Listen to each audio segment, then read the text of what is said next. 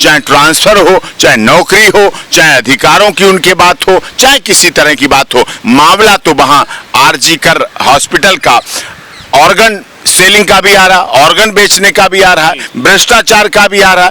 पैसे लेके नौकरी दी जाती थी, पैसे लेके सर्टिफिकेट दिए जाते थे, पैसे लेके पास किए जाते थे, पैसे लेके अंग बेचे जाते थे, पैसे लेके अंग खरीदे जाते थे। तो मामला तो बहुत कुछ है। अब ना बेटी हॉस्पिटल में सुरक्षित है, ना बेटी स्कूल में सुरक्षित है, ना बेटी अस्पताल में सुरक्षित है, ना बेटी कहीं सुरक्षित है, तो बेटी सुरक्षित कहाँ है? मैं मानता हूं जब देश के छात्रों पर, एमबीबीएस के छात्रों पर, जो पढ़ाई करने वाले छात्र हैं, जिनमें सभी जाति, धर्म, क्षेत्र, भाषा, संप्रदाय के छात्र हैं, उनके ऊपर जब लाठियां बरसती हैं, उनके ऊपर जब पानी के गोले छोड़े जाते हैं, उनके ऊपर जब आंसू गैस के गोले छोड़े जाते हैं, जब उनका दमन किया जाता है, तो दमन वो छात्रों का नहीं होता, वो दमन होता है लोकतंत्र का, वो दमन होता है देश के संविधान का, तो दमन होता है देश के कानून का।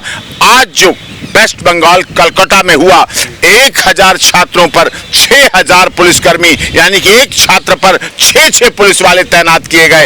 एक छात्र पर जब 6 पुलिस वाले तैनात किए जाएं, तो समझ जाइए उस प्रदेश का मुखिया, उस प्रदेश की माननीय मुख्यमंत्री बहन ममता दीदी जी किस स्थिति में है। इसका मतलब वो किन को बचाने में है, इसका मतलब वो क्या छुपाए बैठी हैं, क्या दबाए बैठी हैं। एक महिला मुख्यमंत्री होने के नाते, एक महिला नेत्री होने के नाते, जो सत्ता और विपक्ष दोनों में रही, अगर उसके द्वारा उनके राजकाज में छात्रों पर ऐसा विभत्सकारी घटना होगी। एक तो वो घटना थी दुखद, लेकिन उससे बड़ी घटना आज हुई है जो पुलिस के द्वारा की गई, लाठियां चलाई गई। हावड़ा ब्रिज जो दुनिया का ऐतिहासिक पुल है, उसको बंद कर दिया गया, सीमेंट से बंद कर दिया गया, लोहे की कीलें बिछाई गई, बैरिकेड लगाए गए, आंसू गैस के गोले छोड़े गए, लाठियां चलाई गई। समझ लीजिए ये लाठियां छात्रों पर नहीं, ये लाठियां उस सरकार पर हैं जिसका नेतृत्व बहन ममता दीदी जी करती हैं। लेकिन बंगाल के कैबिनेट मिनिस्टर ये कह रहे हैं कि क्राइम सीन जो है वो रिक्रिएट करने जा रही थी पुलिस, उसको नुकसान पहुंचाने का ये भीड़ काम कर रही थी।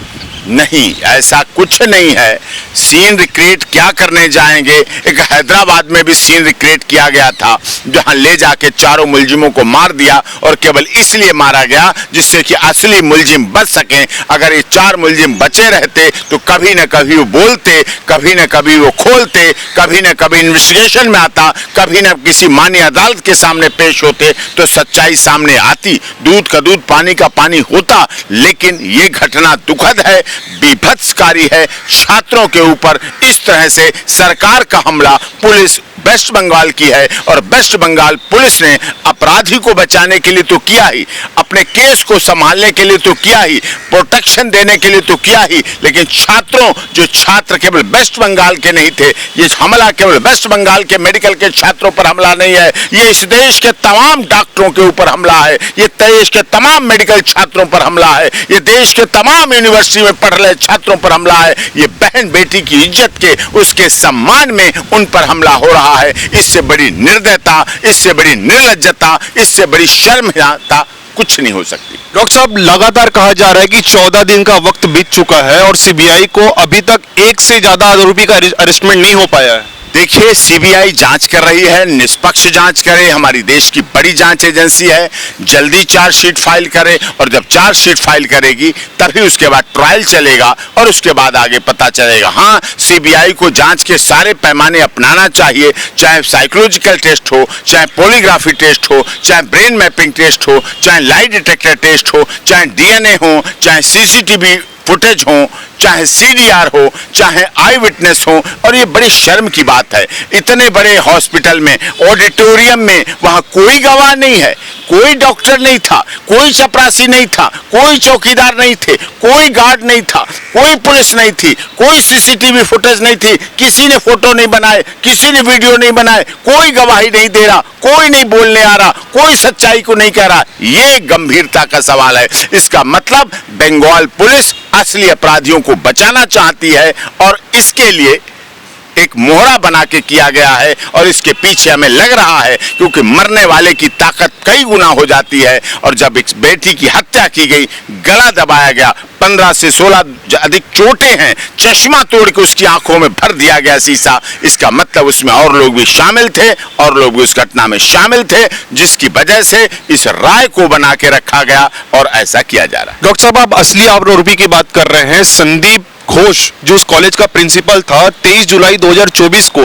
4 बार उसके ट्रांसफर के ऑर्डर आए, चारों बार रुकवा दिए। संजय घोष की लगातार ममता बनर्जी के साथ फोटो दिख रहे हैं। आपको लगता है ममता बनर्जी असली आरोपी को बचाने की कोशिश कर रही है? देखिए, राजनीति में राज्यों में रसूख, पावर, सत्ता और सत्ता का प्रभाव रहता है और उस सत्ता के प्रभाव का ही परिणाम था, चाहे पोस्टिंग हो, चाहे ट्रांसफर हो, चाहे नौकरी हो, चाहे अधिकारों की उनके बात हो, चाहे किसी तरह की बात हो। मामला तो वहां आरजी कर हॉस्पिटल का ऑर्गन सेलिंग का भी आ रहा, ऑर्गन बेचने का भी आ रहा, भ्रष्टाचार का भी आ रहा।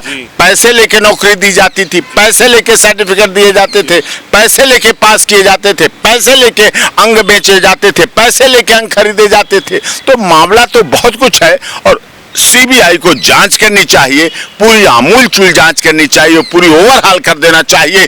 क्यों कि ये मामला केवल आरजी कर हॉस्पिटल का नहीं है, इस देश के तमाम उन अस्पतालों का है जहां हमारी बहन बेटियां पढ़ रही हैं, जहां हमारी बहन बेटियां मेडिकल की ट्रेनिंग कर रही हैं, जहां हमारी बहन बेटियां नर्सिंग को कर रही हैं, जहां हमारी बहन बेटियां नर्सिंग का कोर्स कर रही हैं। उन तमाम हॉस्पिटलों की बात है। सब हॉस्पिटलों में हर जगह बाप आज चिंतित है, देश का माँ आज चिंतित है। पहले सोचते थे कि बेटी हॉस्पिटल पहुंच गई, ठीक है, अब 8 घंटे हॉस्पिटल में ठीक रहेगी। इसका मतलब न बेटी हॉस्पिटल में सुरक्षित है, न बेटी स्कूल में सुरक्षित है, न बेटी अस्पताल में सुरक्षित है, न बेटी कहीं सुरक्षित है। तो बेटी सुरक्षित कहां है? मैं मानता हूं हर बेटी के साथ सीसीटीवी कैमरा, पुलिस, सिक्योरिटी नहीं रह सकती, लेकिन जो बहन बेटी जिस जगह भी रह रही है, कहीं भी रह जा रही है, अस्पताल जा रही, स्कूल जा रही, कॉलेज जा रही, बस पे जा रही, रोडवेज पे जा रही, एयरपोर्ट पे जा रही है, ट्रेन पे जा रही, कहीं जा रही है, बाजार, गांव, खेत खलियान जा रही है, वहां कोई ना कोई पुरुष जरूर होता है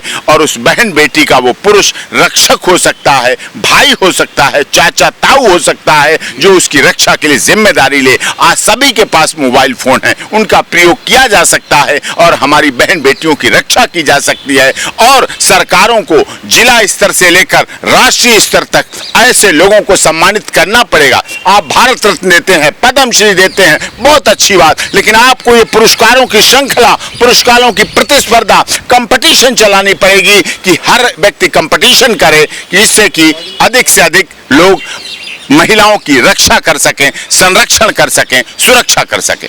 डॉक्टर साहब, आपने सरकार को अप्रिसिएशन की बात की। जिस सरकार की बात कर रहे हैं वही नरेंद्र मोदी लाल किले की प्राचीर से कहते हैं कि हमें कड़ी से कड़ी सजा देनी होगी मुलजिम को। लेकिन आपको क्या लगता है कि जो बिल लेके आना चाहिए इसके लिए वो कब तक आएगा? नहीं, प्रोटेक्शन बिल आना चाहिए, महिलाओं की सुरक्षा होनी चाहिए, संरक्षण होना चाहिए।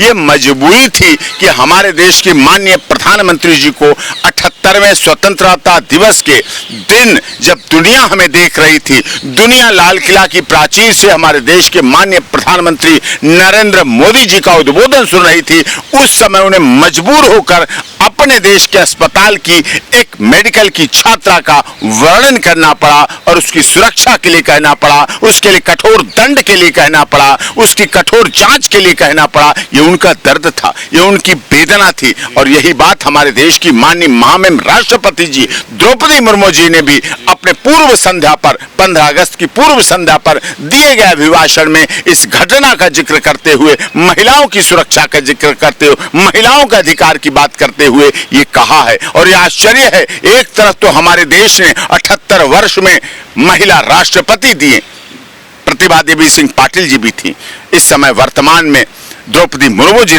महामहिम राष्ट्रपति हैं, और कहां वहां हम 78 साल की स्वतंत्रता दिवस के बाद भी अपनी बहन बेटियों की रक्षा नहीं कर पा रहे हैं, उनकी सुरक्षा नहीं कर पा रहे हैं, उनका संरक्षण नहीं कर पा रहे हैं। डॉक्टर साहब, सबसे महत्वपूर्ण सवाल जो निकल के आ रहा है, जिस केस की जिम्मेवारी जिस ममता सरकार की होनी चाहिए, उन्हीं के कैबिनेट मिनिस्टर ये बयान देते हैं कि सीबीआई ने अभी तक 14 दिन में एक भी अरेस्ट नहीं किया।